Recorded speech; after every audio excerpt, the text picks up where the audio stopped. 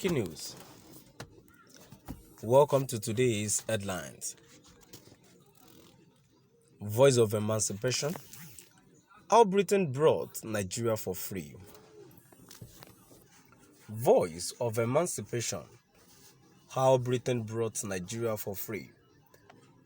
To my dear listeners from wherever you're listening from, please stay tuned as I read today's news.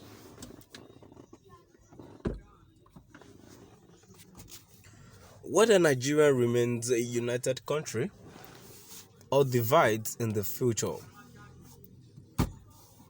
our colonial history with Britain will never be erased. Several commentators previously have alluded to the nature of British administration in Nigeria during this period, and indeed how Britain bought Nigeria from the Royal Niger Company in RNT. So it is time this topic was expounded further.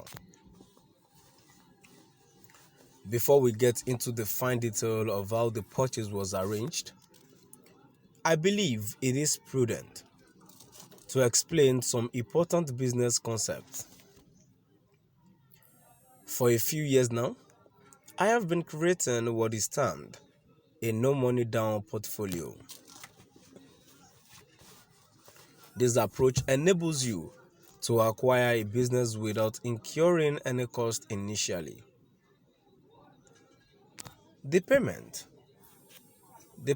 the seller receives is taken from the returns of running the business.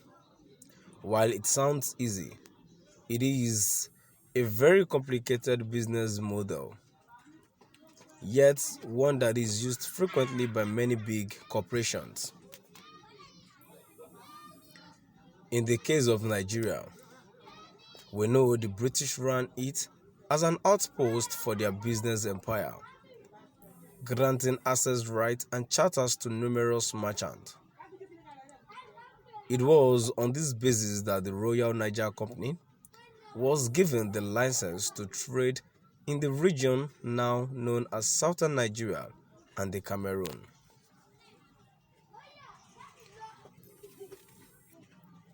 But due to multiple conflicts occurring between Britain and France, a deal needed to be struck to decide permanently who would have control.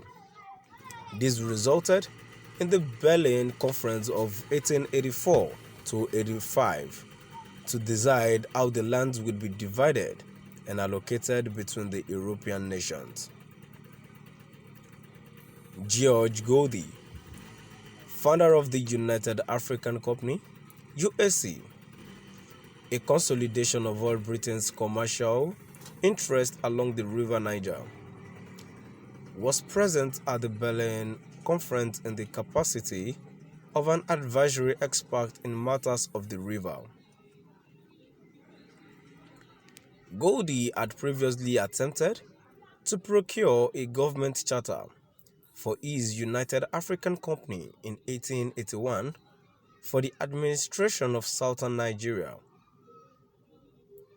However, this was rejected by William Gladstone, then Prime Minister of Britain, on the grounds that Britain did not have paramount influence of the region, and the resulting rivalry from France might cause unnecessary conflict. He also argued that the UAC was inadequately resourced for a genuine colonial administration. Goldie, in response, embarked on capitalization of the company of €100,000, additionally raising a further €1 million in investment. This new influx of cash enabled Goldie to buy out his French competitors, giving the UAC a loan maintenance of 30 trading posts along the southern part of Nigeria, and thus a monopoly. This monopoly, meaning that commercial predominance in the area belonged to a British company, gave Britain the upper hand in negotiations at the Berlin Conference. Thus, they were able to rebuff the call from France and Germany to internationalize trade in Nigeria. The United African Company received its royal charter in 1886 and became the Royal Niger Company. By 1899, it had become apparent that a chartered company was ill-equipped to hold out against the state-supported protectorate of France and Germany, and so the RNC's license to trade was revoked. The territories held by the RNC were transferred to the British government for the sum of 865,000 euro. Royal Niger Company then went on to change its name to the Niger Company Limited, and after several further name changes, it became what we now know as Unilever. The newly acquired protectorate of southern and northern Nigeria required new administration to be appointed by the British government.